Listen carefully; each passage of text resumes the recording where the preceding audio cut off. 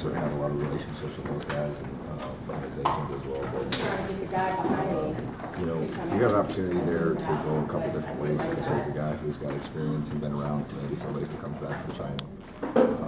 You know, Chris and I talked about him, and I thought, you know, he did a great job on it, going out and getting a guy that I think a lot of people feel was a first-round pick, and except for the knee injury in college. His best basketball's in front of him. I think anybody who's had an injury, and I have had an ACL, the first year back is like survival. You know, you're lugging around a brace for a little while, and also the mental part of it, and then your body balances out, and your second year away from an injury can be much more fruitful for you. So, you know, good defender and just a high character guy, can get in the lane and you know, plays in pick and roll pretty well. Needs to work on his shot a little bit, but a heck of a defender. One of the best steals guys I think in college his last year.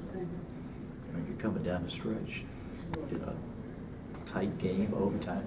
First game in his life, 40 minutes. Yeah, That's pretty cool. I believe in him, and I'm hoping that we got, you know, a draft pick essentially. You know, when you have the opportunity to get a guy like that, hopefully he can be with your organization for several years, and that basically turns into a draft pick.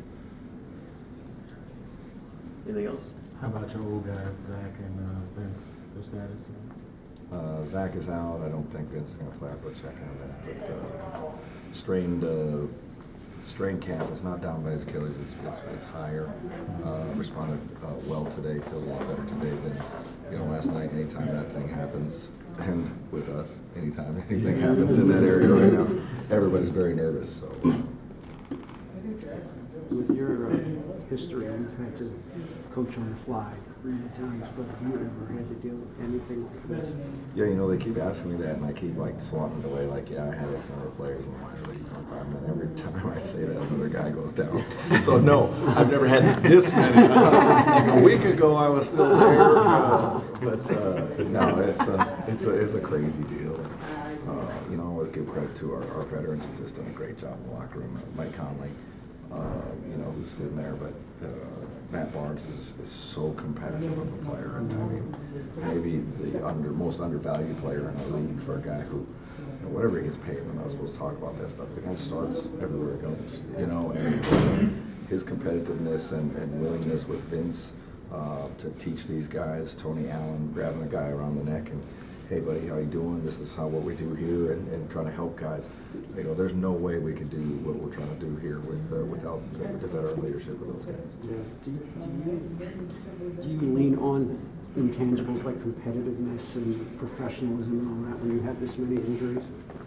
Yeah, I mean, you just, you know, got to go out and compete. And, you know, I've been asked a lot of times, you know, is this like a free pass? Do you just go out there and go, hey, what the heck, let's see what we can do?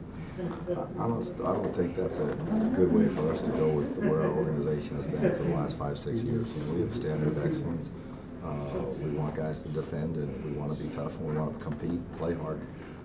And you know, certainly at home, you really feel it because you know, the city. That's kind of the city's mentality as well. So it's been a neat deal. Guys have really responded, and I don't know if it'll be long term.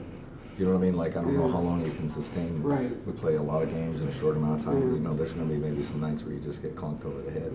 But if we go out and compete as hard as we can, you know, let the chips fall where they may. You can't change your playbook, I imagine, but I mean, is it just change it every week? do you? Okay. It's been awful. You know, because one week you think, okay, we can still get this done. You know, we got Mario and Bird. We'll play some spread. Play Matt and Vince at 4 a little bit and spread the 4 around. Okay, Bird goes down.